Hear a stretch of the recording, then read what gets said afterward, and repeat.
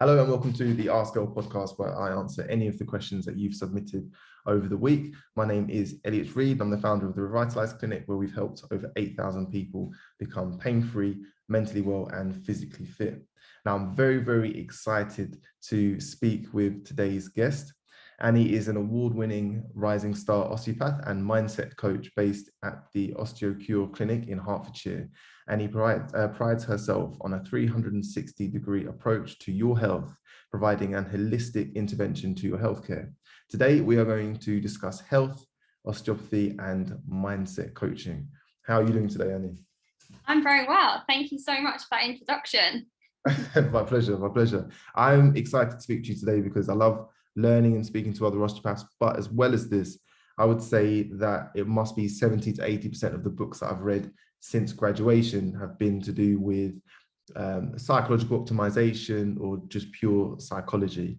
And I understand, obviously, you being a mindset coach, there must be quite a lot of crossover into psychology. It's really interesting you should say that, actually, because I get asked a lot about, what got you into mindset coaching through the osteo route, and it really was exactly that. Once you graduate and you think, what kind of field do I actually want to delve into here? Psychology, mindset, performance, habit change was really where my passion was. So that is really exactly what has led me down this route, and almost blending the two together and utilizing that when it comes to helping people change their life. So yeah. Just out of interest, and in fact, which university did you study at to be an osteopath? BCom.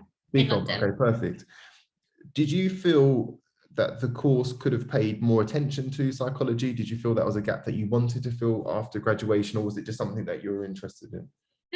So I think the course itself, actually, I think we had a nice amount of psychology. We had modules through the third and fourth year. It was weaved into clinical practice to an extent, but for me, it was just really where I felt my passion ignite. And I thought, I love my hands-on, I love and adore osteopathy, but this is really where, you know when you get fired up and it feels like you found your purpose. It's really where I felt that way. So yeah, BCom did pretty well with that, I felt. Amazing. Just out of interest, because I know that you have a specialist interest in exercise rehabilitation with a lot of your patients.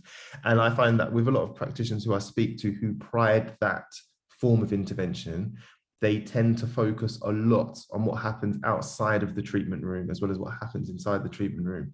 Have you found that by emphasizing or by focusing on mindset or psychology, that you're able to get a more stable relationship with your patient, where they have more control over their pain and more control over their function in between the sessions? 100%. And the reason for that is that a massive part of what I do in the treatment room is patient empowerment. And that goes hand in hand with patient education, I feel, as well, because my mission is to help give them the long-term result to their problem. That's what we're here for. And if I can empower that patient in that treatment to take control of their health, to do things and instill habits that are going to positively impact them, I can have a great impact on that patient and almost optimize and build on the time that I do have with them.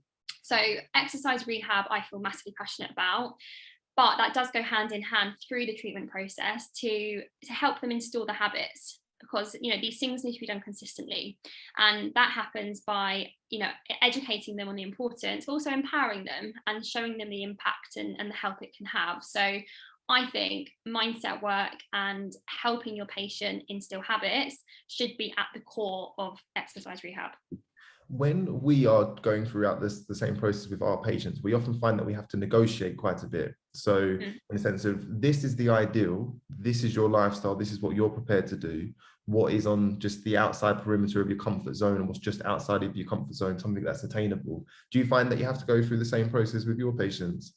Yeah, absolutely. And I think it is about kind of starting small. Because if you say to a patient, you need to get up every day, you need to do an hour of this, an hour of that, that isn't realistic. But if you can sit there and you can plant that seed and you can go, how does it sound to just do 2 minutes a day?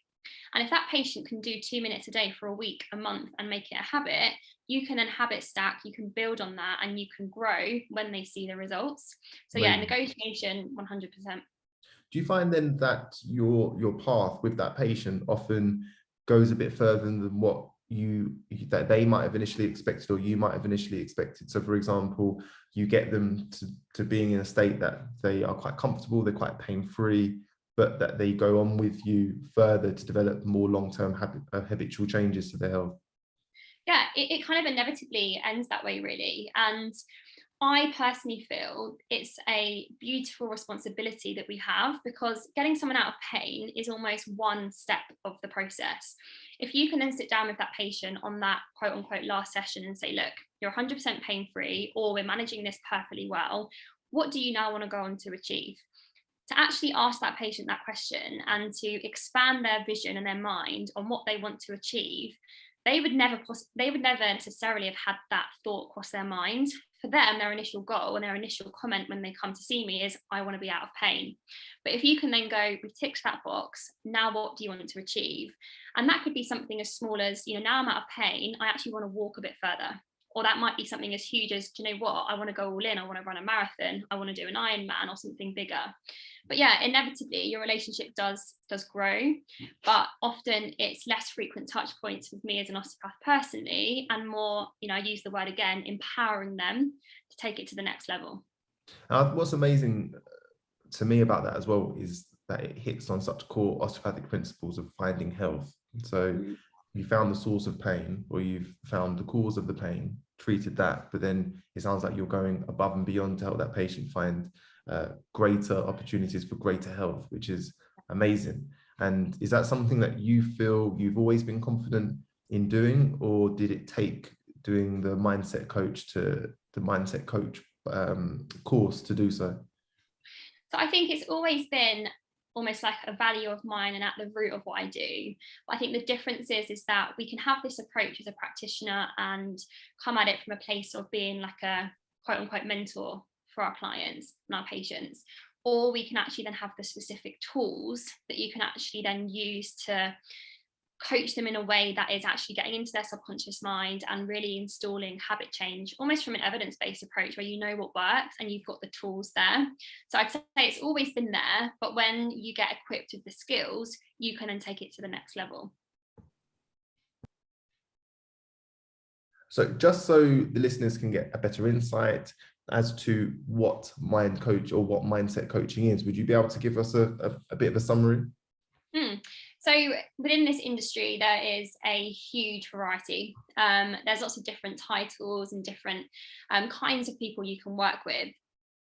For me, and this sounds very cliche, but it does encompass what I do well, it is about helping you grow, develop, and expand into the best version of you.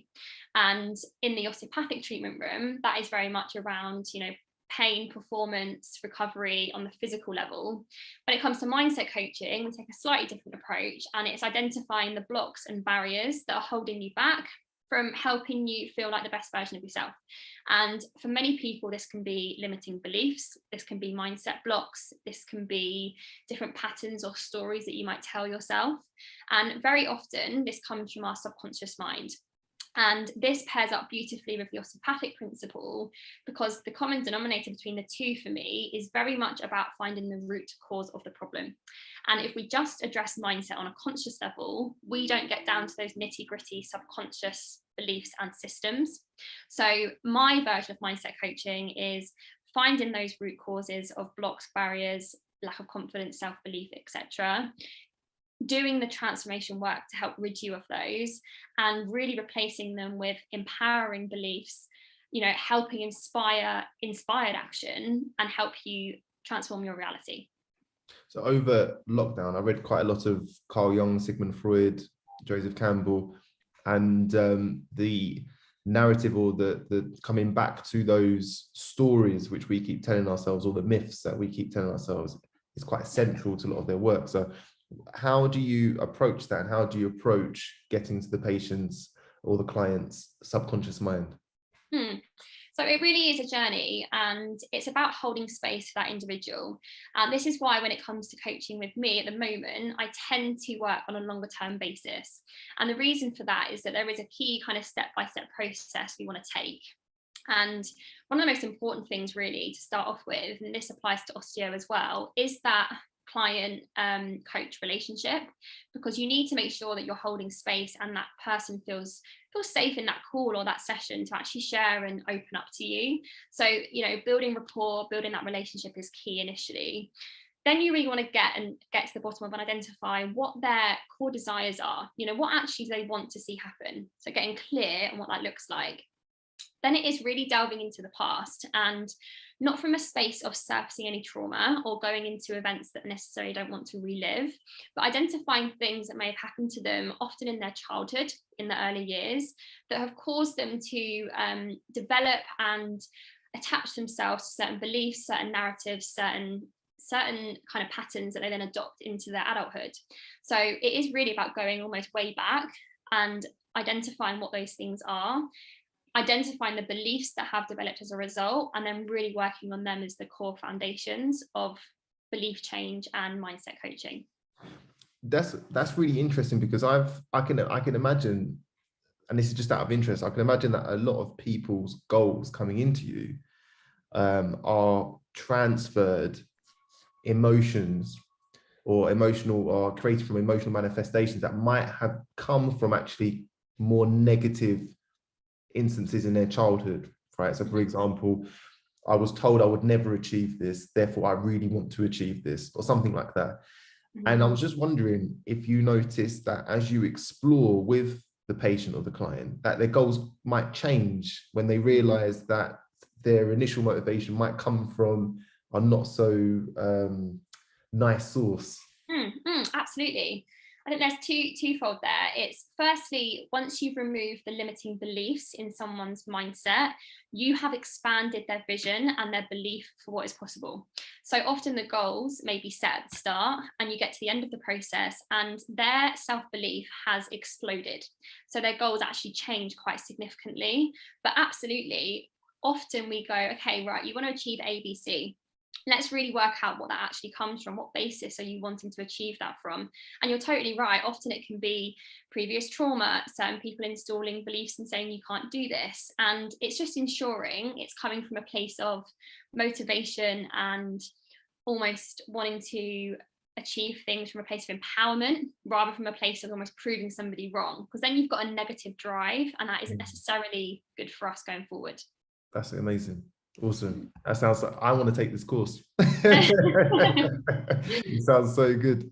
Really, really good. And how do you find that this complements your osteopathy? Have you noticed that since becoming a mindset coach, that your approach to osteopathy has changed at all? Yes and no. I think it's important to know where the kind of barriers and boundaries are. You know, some people that come to see you for an osteopathic treatment, they're just not necessarily open or interested to this kind of work. I think you have to respect that. But it certainly has massively improved my ability to help patients with behavior change and changing their habits and motivating and inspiring them to better their health and their life. So that's where the crossover really does happen. But as I said earlier, I think the real commonality between the two is about finding the root cause of the problem and not just putting a plaster on it, not just looking at things superficially, but actually finding the foundation and the root and treating it there, because that is when you will get long-lasting sustainable change, either in your body and your health or your mindset or both. And that's where the two work beautifully together. But it's kind of knowing which level to pitch it at and how much of each to put into that session. And it sounded like when you were talking about potentially negative childhood experiences or negative experiences before, it sounds like you were saying you don't necessarily need to resolve and then dismiss, but if these instances can fuel your self-belief or fuel your motive or motivation to get to the next stage of what you want to accomplish, and that's absolutely fine. Is that right? Yeah, so it's what I mean there is that, you know, there are some people that I work with that have had really quite traumatic things happen to them in their childhood or through their life. And what's really important is that it's not to be feared to just identifying what has occurred as a result. We never want to go into an event associated, as what we call it in coaching. You never want to be in that state again and reliving it, because that's resurfacing and reconnecting to trauma. But what we do want to do in order to fully ensure that whatever has happened, we're not allowing to kind of come with us through life, is that we identify the beliefs that have been brought with us as a result of that. And it may be not always be a belief, but it might just be a pattern or a mindset block or a limitation of our potential that might have come as a result. So it's really about identifying that and then moving through. Does that make sense? 100%. And when you say that some of your clients, their self-belief can explode and can really increase, what do you notice as a practitioner, how their behaviors might change after that? I think it's really having confidence to step outside your comfort zone. And what can often happen if we do have limiting beliefs or mindset blocks is that negative self-talk can hold us back. So we might have a dream on our heart, we might have a vision for what we want, but the minute we start to think about taking action to manifest that, our mindset block, our internal voice holds us back and says, don't do that, you might get hurt. Don't do that, someone might question what you're doing. Don't do that, other people might project their opinions, and we stay stuck. But the minute we change that internal voice to actually question that almost default response, and we go, actually, why not? Why can't I go for it? Why isn't that possible for me? I can do that. And you have a coach that helps support you through implementing that. Suddenly you are almost like a positive cycle, because you take the first step and that leads to the next and the next and the next. And all of a sudden you look back and you think, wow, this is actually my reality now. I'm actually embodying and living and manifesting this, because you have hijacked the way in which your body and your mind rather responds to you expanding your comfort zone. And all of a sudden you've expanded your vision, and rather than playing small and holding yourself back, suddenly the world has opened up and you can see with a much wider view of what is actually available to you. And how do you balance that with a patient, for the lack of a better term, or a client, for the lack of a better term, being too naive, i.e. to be so positive and so optimistic that they don't balance the downside? How do you balance optimism with almost being able to critique your own actions? That is a really, really good question.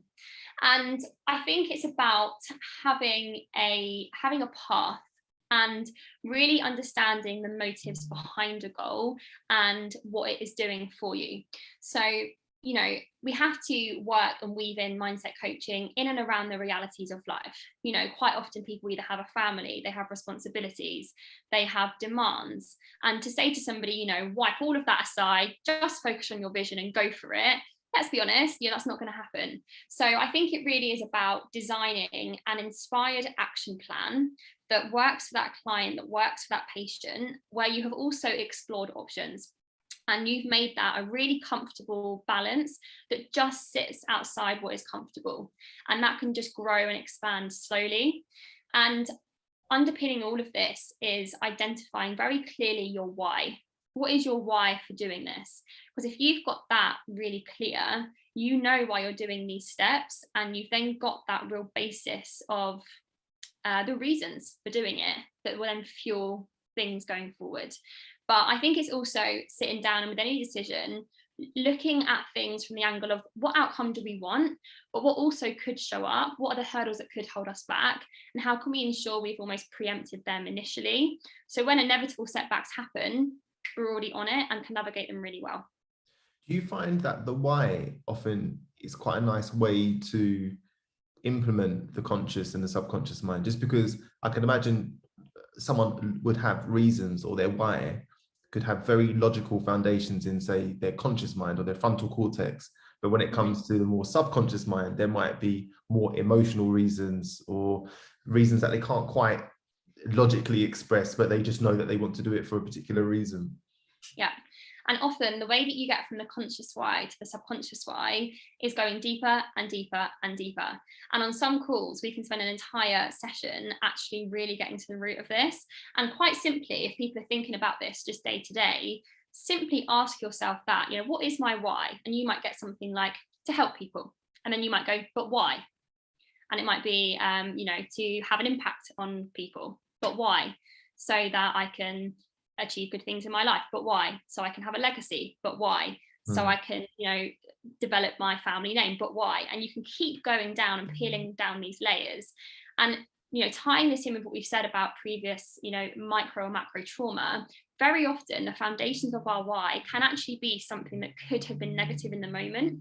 So without getting too personal, for me, so much of why I am like I am is through some childhood bullying and not being accepted, and not being I'm being sort of bullied for working hard and having ambition. So for me, you could argue a lot of my passion and love for this work came from a negative place. But if we can reframe that and actually use that to inspire us, that is where our power is. And the concept of the wounded healer comes in here as well, where if we've experienced something and we've grown from it and we've been able to reframe it, that is where our gifts are. And that is where we can really use that as our powerful purpose for creating massive change in other people's lives and our own. That's amazing. Well done to you. Credit to you for not having that part of you squashed, because a lot of people who experience bullying, who have the very, very great assets of their personality squashed by it. So that's amazing that you're doing so. It's quite interesting as well, the way you speak about the wounded healer, because in I think it's Joseph Campbell wrote a book. I don't know if you heard of Joseph Campbell before. Okay, so I think the book is called I think it's got Hero of 1,000 Faces. I think that's what it is. So it's basically talking about how there are multiple stories that we tell through myths that relate to inward journeys that we often experience. So one of those stories is I've been to the mountaintop. So I went through the hardship to climb the mountain, to come back down, to tell you exactly what is basically to give you the boon that I also achieved. So whether that story relates to obviously Martin Luther King used I've been to the mountaintop, he obviously took it from Moses, who went to Mount Sinai to bring down the 10 Commandments. And the wounded healer sounds quite a bit like that the individual's gone through the hardship, so you don't need to. 100%. But, there's also a fantastic book called The Denial of Death, which is, I can't remember who it's written by, but it's basically summarizing that our psychological or our emotions and our defense mechanisms come from an inherited mechanism to stop us from dying, right? Which is obviously a negative thing. But we leverage those as human beings for a lot of good in the world and to create our own hero story at the back of it. So that's really interesting. Yeah, absolutely. And on that point that you just mentioned there around coming back down and kind of sharing that with people, there was a quote I read online the other day, and it said, getting a coach or an osteopath, you can apply this to as well, is the biggest life hack, because you can get from them all of the different support and teachings that they have either invested time, money, energy in learning, and you get that packaged in a box. And the second point you made there around coming together and using the things you've been through as lessons, is that we can then, like you say, you can pay that forward. You get to help others grow and avoid hurdles that you may have had to go through yourself, and that is such a gift. Absolutely. There was one thing that you mentioned, about what was the first thing that you mentioned there? I just lost my train of mind. Yeah, almost about osteopaths and coaches being able to go on a journey. Like a life hack. That is our greatest asset as human beings. I don't know how to make a light bulb. I don't know how to build a house. I don't know how to do mindset coaching. But to be able to stand on top of the shoulders of giants is what makes us so remarkable as human beings, because we're the first species really that have been able to scale up culture or scale up intellect. We've been able to achieve what has been made achievable over 1,000 lifetimes within one lifetime, because we can compress that knowledge and that information to be able to do so. So yeah, I completely agree. To be able to stand on top of the shoulders of giants or to life hack someone else's expertise is it's an amazing feat that we have the privilege of enjoying as human beings. Completely. And just closing off there as well, I wrote this down as I was thinking about what to talk to you about today in a few points. And without going too deep and too philosophical, I feel so privileged as a woman that I am in a place where I can be on a conversation like this with you and my voice is being heard, and I get to stand up and inspire people, because it wasn't many generations ago that anything I had to say would not have been valued. And I consider it, and I get shivers when I say this, but I consider it a responsibility that, being a woman in the year 2022 who has her voice heard, I need to share my gifts and share what I have to share, so I can pay that forward and we can continue developing humanity, and it doesn't get much bigger than that. 100%. I had the same instance. I went to Jamaica with my fiance, and a Rasta man in Montego Bay took us to Sam Sharp Square. And Sam Sharp was a Baptist minister who led 60,000 Africans against the British to liberate them from slavery. And on this monument, myself and my fiance had, I think, 5 or 6 family names of people who had fought for that privilege of not being chained and not being made to work for nothing. And their punishments were written on there. Punishments were 500 lashes to the back, death, life transportation. And that was only 190 years ago, so not long ago. And as you said, it's quite empowering to know that you've inherited all of those strengths without the barriers. You've inherited all the strengths of your ancestors, all the strengths of all the women who came before you, but you don't face the same barriers that they faced. Absolutely. So you've inherited rocket fuel in an anti-gravity or no gravity environment. Absolutely. And I quite literally get shivers when I hear these things, because how powerful is that? And if you can connect your why to something as deep rooted as that, whether it's a goal in life, whether it's a goal with an osteopath, whether it's anything you want to achieve in life, if you can get to that real root and something that really fires you up, that is where the magic happens, and it's so powerful. One thing that we were speaking about before was a mind-body connection. I just wanted to know what your thoughts were on that, if you could explain a mind-body connection to me. Absolutely. God, this is a huge topic.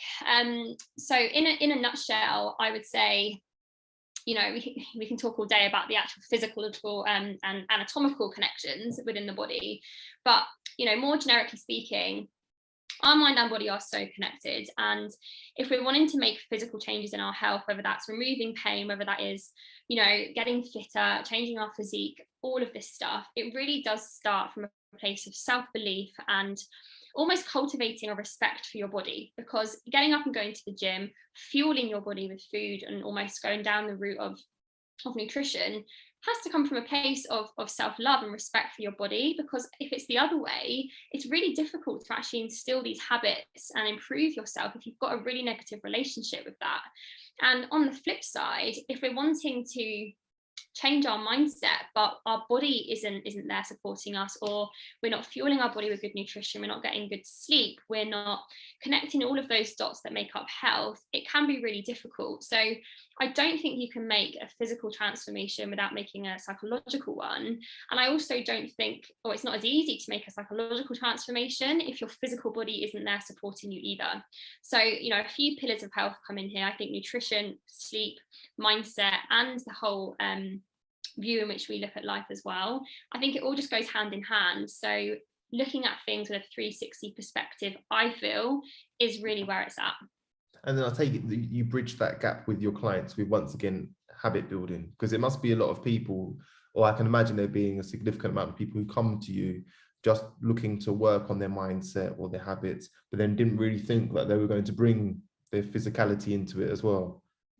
It often does happen, yeah. And I think looking at it twofold, in the osteo treatment room, I do talk a lot about sleep and a lot about nutrition within the remit of what I can do and my skills. And if there's things I need to refer on, I obviously do. But asking my patients about their sleep quality and asking them, exercise, what are you doing outside of this to actually look after your physical body is key. And likewise with mindset coaching, if someone's got poor sleep, they're eating rubbish, they're not exercising at all, it's going to be difficult for us to really make a shift. So it really is about implementing things slowly and one step at a time, but trying to achieve things from lots of different angles and picking which one is going to give you the biggest bang for your buck in that moment. For my next question, retrospectively, I think it's a bit of a poor question. And I only say that because what you do is so specific to the individual. And I think this question is a bit broad, but I'll ask it anyway, just to see what your insight is. But the question is, does the modern world, i.e. being time poor, with there being high living costs, and an increasing transparency of society, does this affect your clients at all, or are these commonalities that clients might come in with? Yeah, and I think this comes down to, like you said, looking at things on an individual basis. And there is no blanket prescription for coaching, or there's no blanket prescription for treatment. It really is about looking at each person on an individual basis within the life that they're living, within their current reality, and seeing how you can make the biggest change. And it's also really respecting somebody's conditions, circumstances, heritage, culture, different things around them, and coming at it from a place of empowerment and using all of that as their individual skills and assets rather than things that can hold them back. So that's what I would say on that point. And from a more achievement, success, goal standpoint, again, just to touch on this, I think society as a whole can tell us and teach us to, stay in your box, stay in your lane, stay doing what you're meant to from where you've come from or whatever.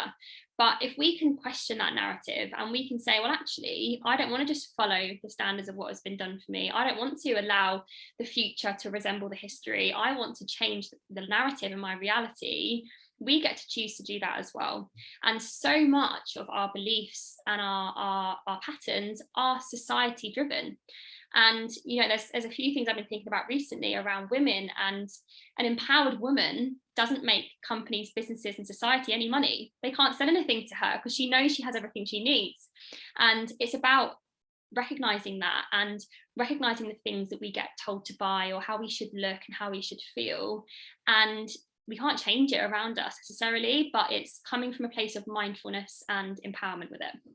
I remember the first time that I read, I think it was a book or something about the psychology of advertising, and basically saying that advertising is there to create internal conflict. It's there to create tension, which you need to resolve. I need to have this, I need to eat this, I need to drink this, I need to be seen with this. So yeah, the parable which you just mentioned on the empowered woman makes businesses no money. I can see that. It really is. Most people, empowered person, or someone who at least seems self-sufficient, or absolutely doesn't externalize their self-esteem. Yeah, absolutely. My last question for you is: do you have any common tips for common problems? Or no, not common tips. Do you have any specialist tips for common problems that you might sure. So on this point, I think, to summarize it in a nutshell, there are a few common things that with a lot of my clients we implement. And I use the, I think it's an acronym, the word GGAV, as 4 letters that represent 4 different habits or mindset hacks. And the first one is goal setting, which is the first G. And in a nutshell, it's about living life intentionally. And a goal doesn't have to be to launch a business or to run a marathon. It can be something tiny, like I have the goal of every day moving my body in some way, or something like that. So having a goal and living life with intention is the first one. The second G is gratitude. And if people listening to this do one thing going forward, please make it gratitude, because it has changed my life. It changes the lives of my clients time and time again, and it really is powerful. So what I mean by this is, some people do it in the morning, some in the evening, but sitting down and intentionally thinking about what are you grateful for in that moment. And I really feel the small things are actually more powerful here, because it trains your mind to look for the things to be grateful for in the moment. And no matter how much of a crappy day you've had, if you can sit down and identify 2 or 3 things that you are grateful for in that moment, that is massively powerful.